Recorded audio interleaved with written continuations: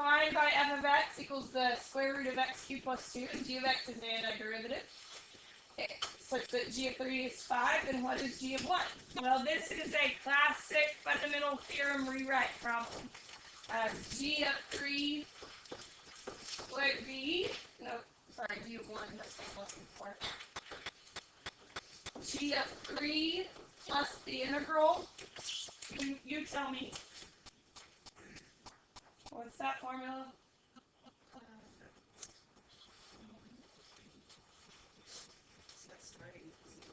It is starting point, ending point, right? And if you forget it, do a quick side note.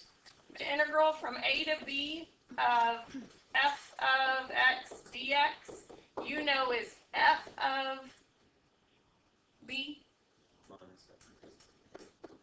Right? You have that memorized. You're better. So then if I add this f of a over, right? The ending point, the f of b, equals the integral plus f of a. See that? Now what's the problem with this thing? They're backwards. Just rearrange them. It's okay. But we do need to write them backwards because the g of 1 is the ending point. Oops, sorry.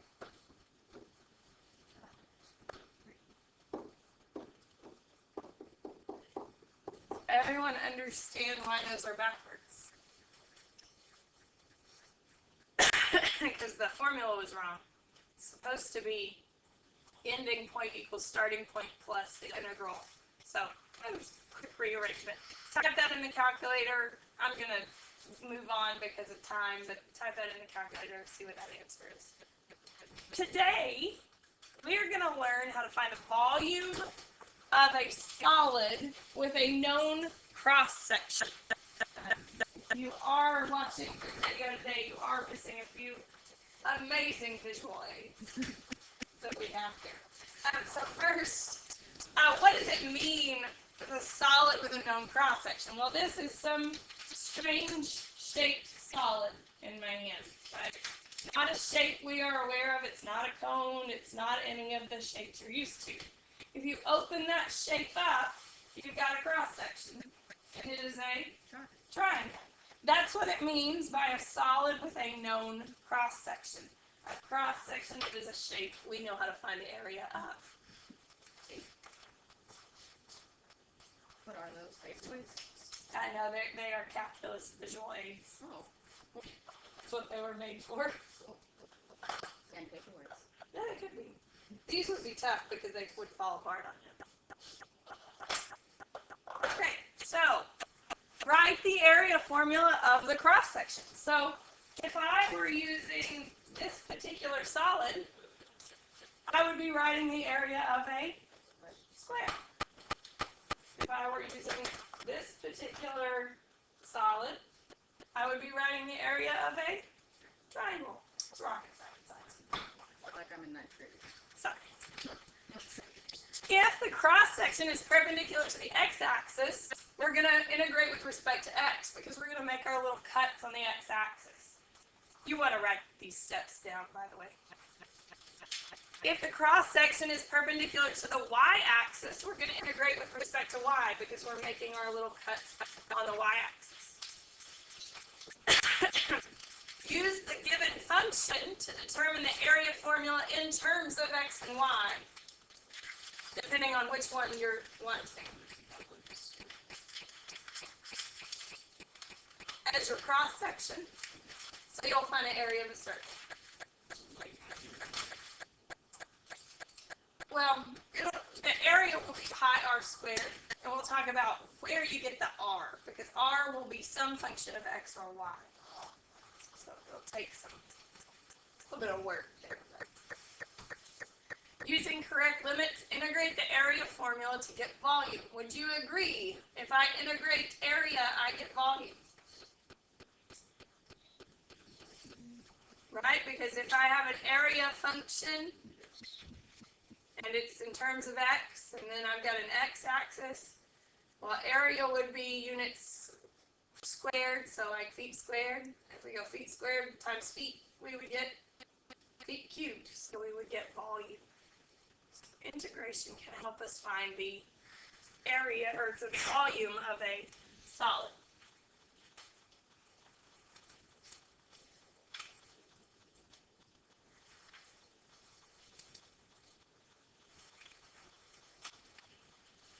So,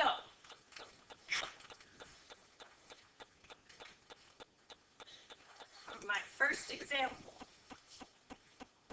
The solid is made so that the base of the shape of the region between the x-axis and one arch of the curve y equals 2 sine of x. Each cross-section cut perpendicular to the x-axis is a semicircle whose diameter runs from the x-axis to the curve. Find the volume of the solid. So we've got the visual up there, but I want to show you in 3D what that is talking about. On video, you'll miss this, but you do have that visual up there. So we have 2 sine of x, okay? And we're going to look at the shape. It's too big for my shapes. That is made if I pull out that shape and put semicircles on it. A bunch of them. Right? The volume of this solid that's created when all those semicircles come out of that shape. Does that make sense? What solid we're talking about there? So that's what I want to find. Step 1, first thing I need to do is find out what the area of a semicircle is in general. What is the area of a semicircle?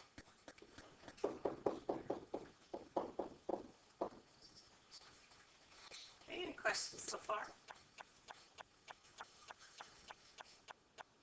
I know because I am cutting perpendicular to the x-axis, these little widths of this that I'm going to be adding up, the little dx's are x's, little dx's, so I'm going to integrate with respect to x.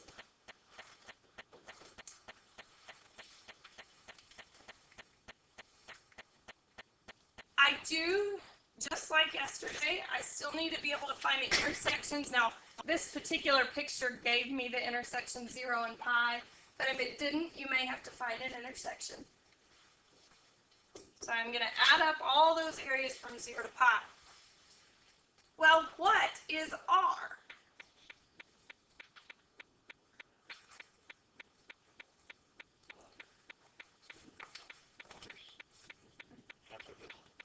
Half of the height of the curve.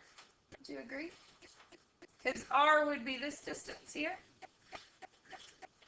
So to find the height of the curve, it would be 2 sine of x, right? We're going to half that. Does everyone see that? So my area formula, I'm going to put the 1/2 and the pi in front. I could put them anywhere, but they're both constants. Times r squared. R is sine of x. Does everyone know why it's not 2 sine of x? Because it's half. Because this whole thing is 2 sine of x. And I just want the radius, which is what is that cross section. No, this curve. Sine of x. So why do you calculate the cross section? Well, I want to know the area of the cross section. The radius of the cross section falls on this curve at the bottom. So the base of that is 2 sine of x. Well, that gives me diameter. But I want radius, so it would be half of that. This whole thing's confusing me. It's a little tough at first. So you do the area of that cross section. Questions so far? Okay, I'm going to integrate that. I am going to use a calculator. Sine squared is actually a very difficult antiderivative, so. Oh, that shape is the base of the solid. That's right. Oh, now it all makes sense. Yeah, it's like, so that shape is this shape here. Yeah. And we're filling it up. Okay, I just totally missed that was the base. It makes more sense now that I know that that's the base. Cool. When you're finding like the radius for these, you just take the equation and divide it by 3. On this one. Now on every one, you're going to have to think about the picture and decide what to do with that base. You know what? In a minute, we're going to do triangles and squares, and so each one will be a little different on how you set it up. That's why our first step is to decide how do you find the area of the cross section to begin with. Did someone do that in the calculator for us?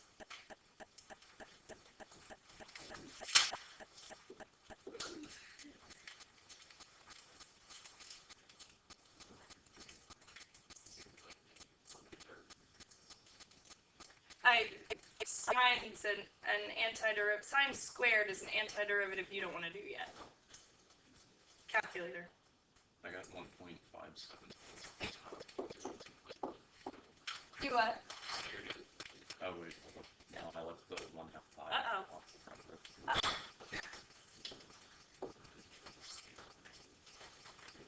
It is 2.467. And that would be in cubic units. Okay, let's look at the next step. Sad little visual aid over here. Wait, okay, I know what you put the half, but why did you put 1/2 pi? So that the I mean, like, just the radius go on the inside. right. Okay, find the volume of a solid whose base is the region of the curve 2 square root of sine of x and the x-axis. So we've got this area in here is the base. On the interval 0 to pi, if the cross sections perpendicular to the x-axis are squares, this is going to be a horrible picture, but we've got a square coming out of this. Okay, you're going to see like the square is, so I'm going to put that in 3D over here. Again, people at home, you can't see that, I'm sorry. So we're going to have a square coming out of this. And so, infinitely many squares in there, making this solid. Kind of like this solid. Now the base is different, but it's kind of like this solid. We've got squares as our cross sections. Everyone see that? So, you what? Yeah, it is. You know what shape to use for this. It tells you. Otherwise, yeah, but it has to tell you something. Okay? So, first thing I need to know is what's the area of a square? Base times height. Or, if the base and the height are the same, right, base squared, right? Since it's a square. So, to set up my integral, I'm going to do the integral from 0 to pi of the base squared. Now, obviously, I'm not going to leave that as b. But what is the base? The function. That function, right? 2 square root of sine of x. Does everyone see that? This width here, is the height of the curve. Somewhere on the curve? Right. Still be that. Okay. Because anywhere on that curve, that height is going to be 2 square root of sine of x.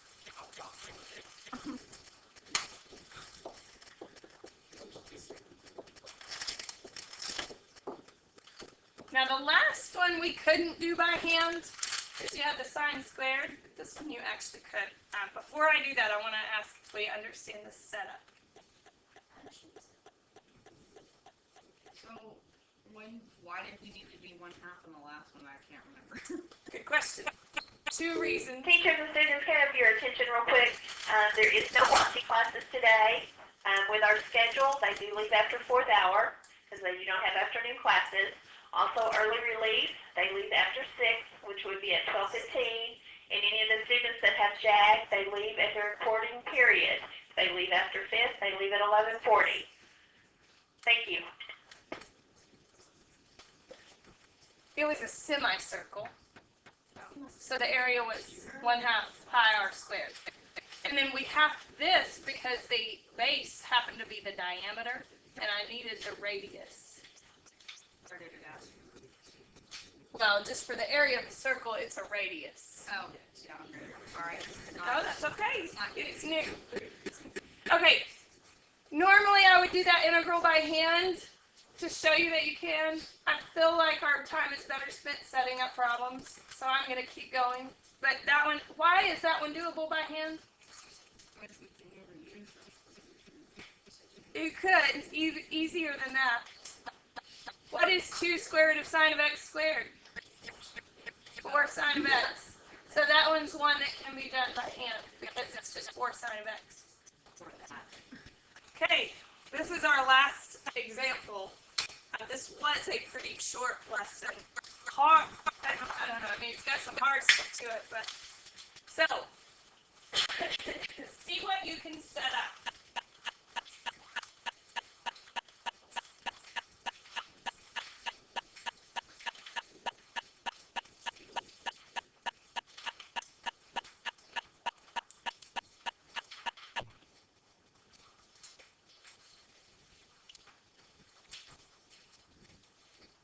Those intersections aren't some weird numbers, are they? They're 0 and 1, right? They are 0 and 1. Okay.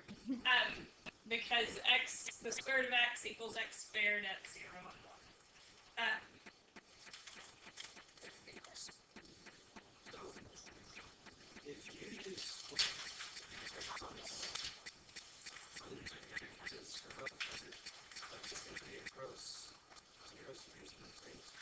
Now we're not looking at the area under the curve.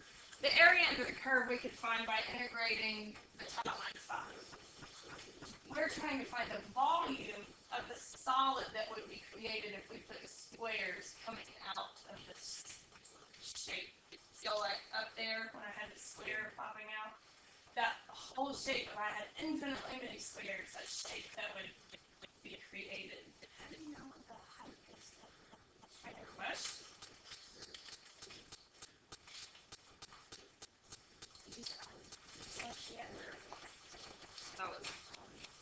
We are. Okay, so let me see this again. If you could envision this being filled up all the way with squares, they would be different sized squares, which would create something kind of like this. Now this is the wrong base. You've got this.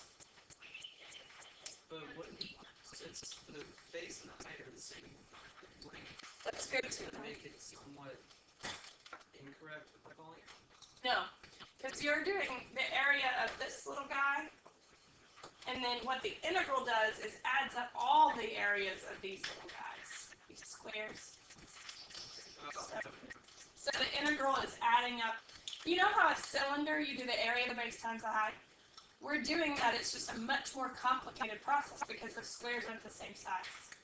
Because this square is smaller than this square. So that's what the integral allows us to do. Is do something that's not perfectly symmetrical like a.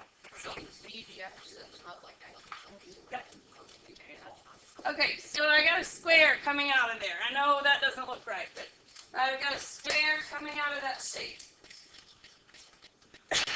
Set up but do not evaluate an integral to represent the volume of this solid. So the square, first of all, a square is base squared. So the area of that is base squared, so I want to integrate from 0 to 1. This is 1, by the way.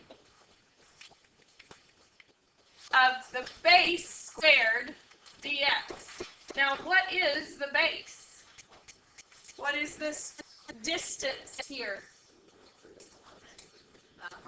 Top minus bottom, just like we did yesterday. So we still need that distance that we needed yesterday. So we're going to do the top curve, which is what?